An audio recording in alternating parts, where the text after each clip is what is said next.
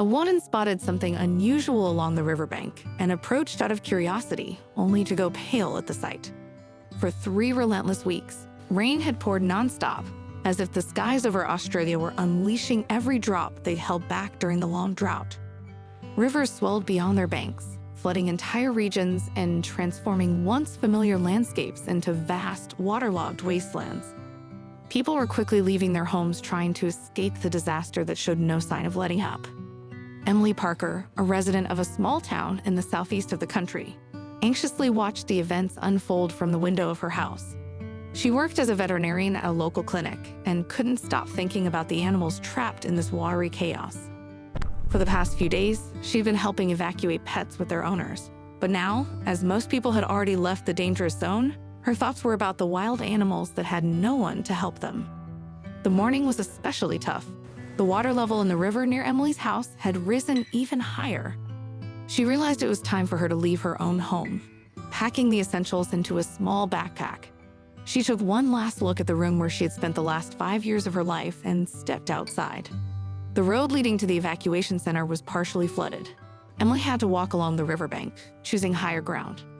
Every step was hard. The ground was slippery and unreliable. Cold raindrops mercilessly beat down on her face, and gusts of wind tried to knock her off her feet. After a few hours, Emily felt exhaustion creeping in. She stopped to catch her breath and assess the situation. There was no one around. It seemed the whole world had been swallowed by the gray veil of rain and the roar of the raging river. Suddenly, through the noise of the water and wind, Emily heard a strange sound. She froze, trying to figure out if she had imagined it. No, the sound came again. It was a faint cry or a squeak, muffled and barely audible. Emily looked around, trying to locate the source of the sound. The sound seemed to be coming from below near the river.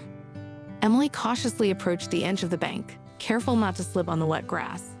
She stared into the swirling water, expecting to see something unusual, but apart from the murky water and floating branches, there was nothing in sight. The sound came again, this time louder. Emily realized that it wasn't coming from the water, but from somewhere on the bank. She started moving slowly along the edge, carefully inspecting every nook and crevice. After a few minutes, Emily noticed some movement right by the water. At first, she thought it was just a bush swaying in the wind, but when she got closer, her heart raced. It was definitely a living creature. Risking a fall into the water, Emily carefully descended the slippery slope. Now she could make out the gray-brown fur and round ears. It was a koala pressed into the ground, desperately clinging to the roots of the riverside plants. Emily couldn't believe her eyes. A koala, an animal that usually spends most of its life in trees, was here on the shore of a raging river. At any moment, the poor creature could be swept away by the water. Without a second thought, Emily sprang into action. She knew she had only one chance, and if she missed it, the koala could die. The woman slowly approached the animal, trying not to scare it even more. To her surprise, the koala didn't resist. It seemed to understand that a human had come to help. Emily gently wrapped her arms around the wet and trembling body of the koala and began to slowly climb back up the slope. Every step was a struggle. The ground was slippery, and although the koala didn't resist, it was still quite heavy. Emily's feet slipped, but she kept going, holding the rescued animal tightly. Finally, she made it to more stable ground. Emily carefully set the koala down and sat beside it, trying to catch her breath. Now that the immediate danger had passed, she could get a better look at the rescued animal. The koala was in terrible condition. Its fur was wet and matted, and fear was written in its eyes. Emily noticed several scratches on the animal's paws. It must have desperately tried to cling to the bank. The woman pulled a bottle of water and a piece of cloth from her backpack. She dampened the cloth and gently began cleaning the koala's wounds. The animal squeaked softly, but didn't try to run away or bite its rescuer. As Emily tended to the koala, she couldn't stop thinking about how it had ended up in such a situation. These animals usually don't leave trees unless absolutely necessary. Perhaps the flood had forced the koala to leave its shelter in search of a safer place. After finishing the treatment, Emily wondered what to do next. She couldn't just leave the koala here. The animal was too weak and scared to survive on its own. But taking it to the evacuation center was impossible. There were no facilities for wild animals. Emily remembered the local wildlife rescue service. She pulled her phone from her pocket, praying that there was still a signal to her relief. A few bars appeared on the screen with fingers trembling from the cold and tension. Emily dialed the number for the rescue service. After a few rings, someone answered. Emily quickly explained the situation, describing her location as precisely as she could. They told her that a rescue team would be sent, but it could take some time. Since all resources were focused on evacuating people and pets, Emily agreed to wait. She looked down at the koala, now curled up at her feet, and decided she would do everything she could to protect this helpless creature. After ending the call, Emily settled next to the koala. The rain was still falling, though not as heavily. Now, the woman took off her jacket and placed it over the shivering animal. Time passed slowly. Emily talked to the koala, telling it stories from her life and work as a veterinarian. She knew the animal didn't understand her words, but she hoped that the sound of a human voice would calm it a little in our past than another. Emily began to worry. What if the rescuers couldn't reach them? What if the water level rose even higher? She tried to push these thoughts aside, focusing on her companion. The koala seemed to have calmed down a bit. It had stopped shaking and was now curiously watching its rescuer. Emily gently reached out and stroked the wet fur. To her surprise, the koala didn't pull away, but instead snuggled into her hand. Suddenly, Emily heard a new sound. She strained her ears, trying to figure out what it was. The sound grew louder, and soon the woman realized with relief it was the hum of an approaching vehicle. A few minutes later, an off-road vehicle with the emblem of the Wildlife Rescue Service appeared on the road. Emily waved her arms to get the rescuers' attention. The vehicle stopped and 2 uniformed people jumped out.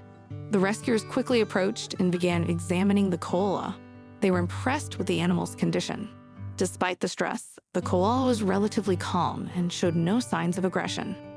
When they learned that Emily was the veterinarian who had provided first aid, they thanked her for her professionalism and dedication. While one of the rescuers prepared a special carrier for the koala, the other continued to ask Emily about the details of the rescue. The one explained how she had heard strange sounds and found the koala on the riverbank. The rescuers were surprised that Emily had even noticed the koala in such challenging weather conditions and in such an unexpected place. They noted that the animal was incredibly lucky to have had someone nearby willing to help. When it was time to move the koala into the carrier, the animal suddenly became agitated, making soft but insistent sounds. The rescuers exchanged puzzled looks, noting that koalas usually don't react this way during transport. One of the rescuers leaned closer to the carrier, carefully inspecting the koala. Suddenly, his eyes widened in surprise, and he exclaimed that the koala had a baby. Emily and the other rescuer rushed to the carrier. Indeed, a tiny face peeped out from the mother koala's pouch. The baby was so small it could easily have gone unnoticed, especially with the mother being wet and scared. Now it was clear why the koala had ended up by the river. She had likely been trying to find a safe place for her baby when she was swept away by the water. Thanks to an incredible stroke of luck, she had managed to cling to the bank and avoid being carried away by the strong current. Emily felt a lump rise in her throat. She couldn't believe that all this time the koala had not only been fighting for her life, but also protecting her baby. This explained why the animal hadn't resisted. When Emily tried to help the mother, the koala had likely understood that this was her only chance to save her baby. The rescuers quickly decided to transport both koalas together. They carefully moved the mother and baby into a specially equipped carrier, making sure not to separate them. Emily watched the process, feeling both relief and excitement when the koalas were safely secured in the vehicle. The rescuers invited Emily to come with them to the rehabilitation center. They explained that her veterinary knowledge might be useful, and they also wanted her to finish her account of the rescue for the official report. Emily gladly agreed. She climbed into the car, casting one last glance at the rescue site. The off-road vehicle moved slowly down the flooded road on the way to the rehabilitation center. Emily kept her eyes on the carrier where the koalas were. The mother koala looked tired but calm, holding her baby close. Emily felt a deep sense of satisfaction knowing she had saved not 1 but 2 lives. At the rehabilitation center, the koalas were immediately examined by specialists. Fortunately, they had no serious injuries. The mother and baby were exhausted and dehydrated, but with proper care, they were expected to make a full recovery. Emily spent several hours at the center helping to care for the rescued koalas and filling out the necessary paperwork. When it was time to leave, she made one last stop by the enclosure where the koalas were resting. The mother koala lifted her head and looked at Emily with gratitude, clearly recognizing her rescuer. As Emily left the center, she felt that this day had changed her life forever. She realized how important it was to protect nature and its inhabitants, especially in difficult times. Emily decided that once the flood was over, she would dedicate more time to working with wild animals, helping them adapt to the rapidly changing world. A few days later, as the floodwaters finally began to retreat, Emily received a message from the Wildlife Rehabilitation Center. Both cultists had made a full recovery and were ready to return to the wild. They were released into a safe habitat rich with eucalyptus trees. Their rescue became a beacon of hope for those impacted by the floods, a powerful reminder that even in the darkest moments, compassion and courage endure, and that every life, human or animal, is worth saving.